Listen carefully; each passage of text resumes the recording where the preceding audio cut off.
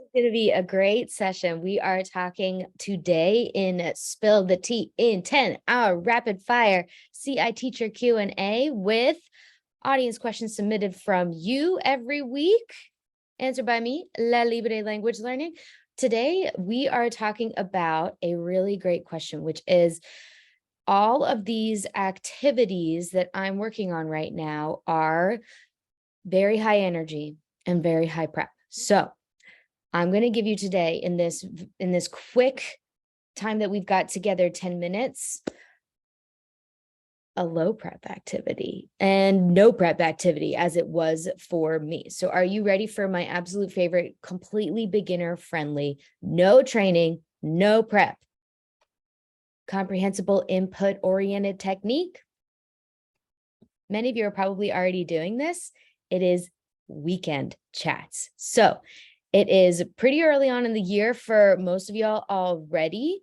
And if you are not already doing this, it is a great time to start in any level. Level 1, I used to do this with my level 1 students all the time in French and Spanish. And this is hands down the easiest proficiency-oriented activity that I have ever come across. You ready? Let's get started. So let me pull up my notes here. And what we are going to be looking at today is, if you are new to Weekend Chat, we're going to talk a little bit about what it is. And then if you are not new to Weekend Chat, ways to make it completely low prep or no prep, and also how to make this routine easier on you and your students and switch it up a little bit when it starts to get a little stale. So let's roll right into it. First of all, welcome if you're new around these parts. I'll make this intro short and sweet because many of you come every week to these classes, but my name is Devin and I am the teacher, author, creator, curriculum consultant, all that good stuff. I am your support system for proficiency-oriented teachers and those switching to it. And my mission is to make your life, as you're switching to proficiency-oriented instruction through the lens of comprehensible input, a lot more practical. And these classes are one of the ways that we do that. So let's get right into it with Weekend Chat. This is such a good way to make your whole practice a lot more practical. It's my favorite low prep, beginner-friendly strategy. So what is it? Maybe you've heard of it, maybe you haven't. What is a Weekend Chat? Well, it is a routine that you can do with your students as a completely contextualized, natural, and very personalized way to have simply a conversation with your students. And it's going to happen naturally every Monday after your students roll back in from class, so you can schedule it for the next Monday if you're watching this live on Wednesday, to just ask your students simply, what did you do last weekend? And the reason it works so well as a habit is because you start with that simple question. And at first, you're going to go with expecting simple, maybe yes or no responses by giving them a lot of options. Well, let me retract that statement. 5 or 6 simple options that many people can relate to. For example, I stayed home. I hung out with friends. I watched Netflix. I went outside or played a sport, or I had a school event. Just 5 simple words that you're going to have. And to make it low prep, you can even just simply write it on the board and make it your warm up for each Monday. And at first, if you've never done this before, what is a good idea to ask your students, what I used to do is simply ask students to circle the things that apply to them. You can have a student come up to the board and circle what applies to them and make it an interpretive activity. And in their notebooks, if they're doing warm-ups, have them write down one of the ones that applies to them. Or maybe if you're ready for them to move on to something more advanced, you could even ask them to make a statement true for them if they already know what all those phrases means. So yes or no responses, or you can even start it off with just talking about what you did that weekend and pointing to all of those things. Like, oh, I went to a school event. I played a sport. I practiced a hobby. I spent time with my family, so on and so forth. And then ask students to see if they understand what you're saying, relying heavily on cognates, all that good stuff. And you might be thinking right now, well, okay, that sounds really simple. Why is that so effective? I'll tell you why. This is why you need to keep this in your back pocket and why this is your new favorite, cannot miss every Monday routine. And you can even start making it a Friday thing, and working with pre-weekend chats is, oh my God, so many things. But number one, context. Context, context, context. Teachers are always sweating their brains out looking for actual contextual conversations. What better way to do that than to ask about your weekend? And not only that, but you're talking about real stuff that actually happens to students. That's repeatable content.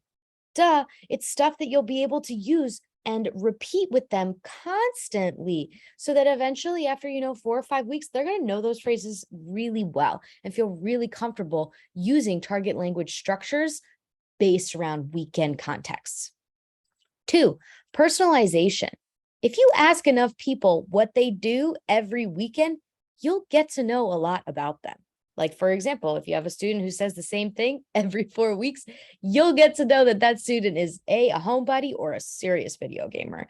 Or you'll also get to know, what kind of activities those students are involved in. And then after they give you the answer in the target language, they'll probably want to elaborate in English a little bit. It's a great community builder. And number third reason for this is, like, what better conversation practice is there than to actually have a conversation with your students and to give them structure in order to do it in a way that builds. Like, you start really, really small with weekend chats, asking them to identify what they did, maybe circle it and understand it. And then you move on to, okay, guys, now I want you to go and we'll get onto some, like building activities after this. But my last reason for making this a huge part of your system is that it's a routine. It's repeatable. Students know the vocabulary and the structure after a while, but also that the content will change on its own. Students will be able to pull in stuff from real life context on their own and be able to really take a lot of ownership over this routine. Like, they all start coming in on Mondays and being like, oh, it's weekend chat time. Like, qu'est-ce que tu as fait ce weekend? Je suis resté chez moi. Like, they'll just do it after a while. Saves you a lot of time. Zero prep after a little bit of practice. And the major last reason, I know y'all are going to be listening out for this one. Past tense. This is the number one way that my students, I don't want to say mastered, but they started using past tense in context in level 1, because they were using this stuff all of the time, talking about their weekend. Like, oh yeah, I went, I did. Like, that was really common in my classroom, just because every Monday they would talk about their weekend. Don't you want the same for your students? So awesome.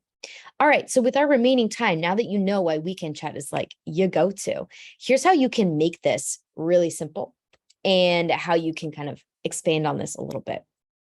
So first of all, I would say, just start small with the examples we talked about in the beginning, but then you can broaden it out by then asking students 1 week after that, okay, let's talk about what you did in a more detailed level. Like, let's look up exactly what you did, because there's going to be really specific instances like, oh, I went on a fishing trip, or I had a cheerleading competition, or I had tryouts for a band, those kind of things. So they'll be able to go look those things up, figure out the sentences, and keep those in their back pockets, because not every single person is going to need cheerleading. Not every single person is going to need hunting, and not every single person is going to need a band tryout or band practice, right? But if you're really into rugby, like I am, you're going to want to know all the phrases for rugby because you go to practice twice a week. Or if you were in high school and you went to play practice like I did, you're going to want to know the phrases for play practice, because that's what you're going to want to talk about with your friends and with your teacher. So the more that you're giving them personalization opportunities to talk about what they did over their weekend and the school events that they're attending, the more they're going to talk to you in the target language in meaningful ways for them. And then what you can do is, I love to use this as a scavenger hunt. And this is the best way to make this really low prep for you. And I'll make this your last suggestion for making this even zero prep, because you can ask your students to help you with this, is you can starts to change up the pace of this a little bit when students feel comfortable enough to start understanding phrases on their own and hearing the phrases of their classmates in context where they really understand what everybody's saying. Like, oh, they know who the gamer is in class. They know that that person does cheerleading. They know that person plays rugby. They know that person goes to play practice a lot, you know, yada, yada, yada. Then they're going to be able to understand after a while what their classmates are saying. So what you can do then is start doing interpretive activities with it. Like, say you can change up the structure with it. Like, oh, he went to play practice. He went to baseball. She went to a band tryout, and see if they can match up like which people did what over the weekend, and they can make up those sentences themselves too. And then you can even expand it into, I used to love to make human scavenger hunts out of it, which sounds really creepy, but it's not.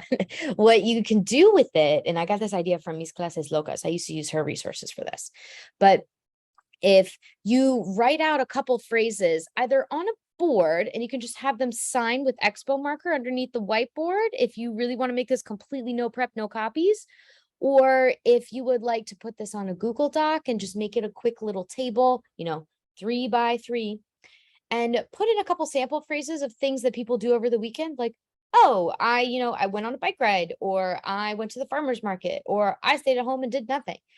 Simple phrases like that, you know, whatever works for your town, your context, that kind of thing. Like for me, it would be, I went to the beach because we live near the beach.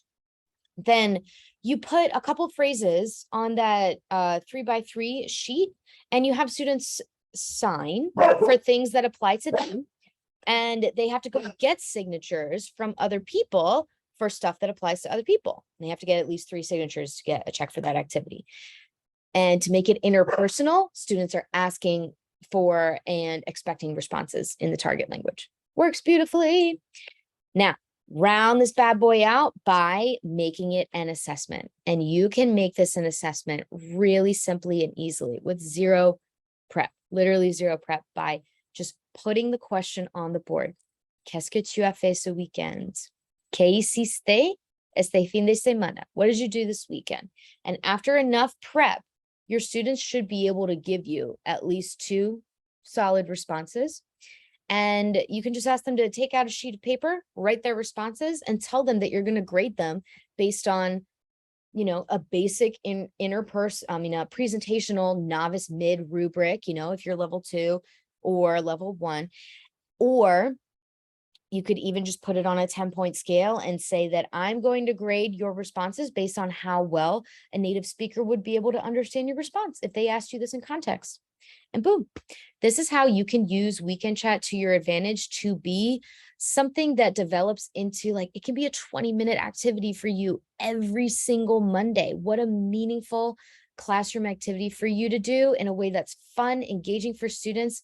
There's a lot of ways that you can incorporate movement into it. And there's so many different ways that you can wrap this bad boy into a, yes, it gets repetitive, but that's the beauty of the activity, is that if you switch up enough the different ways that people talk about their weekend and the different ways that they're working with the information, it solidifies those difficult to grasp past tense structures and very personalized vocabulary for individual students if you switch up the context of it enough. So scavenger hunts, or make it interpersonal with different activities and conversation activities. Like one day you can even just have it be like a turn and partner share where people have to ask each other, what did you do this weekend? And they have to respond with 2 different things. And then they have to tell somebody else what their partner said, and then ask them, what do you have in common with this partner? Like, there's so many ways that you can expand on this, because it is just the most real, contextualized, simple, and no prep conversation starter activity. That's Weekend Chat for you in 10 minutes. Yeah, you know, a little more than 10 minutes, but we'll roll with it. I hope that this was really helpful for you. This is my style for how I make proficiency, how I did make proficiency attainable for me, because I didn't have a lot of time or energy to spare. And I know that you don't either. So making activities like this, where you don't have to do a lot of prep, you don't have to do a lot of forethought, by making very high prep activities like this, is the way that you can make conversation-based teaching very sustainable in your classroom. So I hope you get a chance to try this. Let me know how it works for you. And I can't wait to hear about different ways that you've been doing weekend chat in your room as well. Tell me about your routines and post any suggestions that you have in the comments below. Thanks so much for joining me. We do this every Wednesday at 4 p.m. if you want to join live, and you can always catch the replay as well. Catch you next week. Bye, y'all. Have a great one.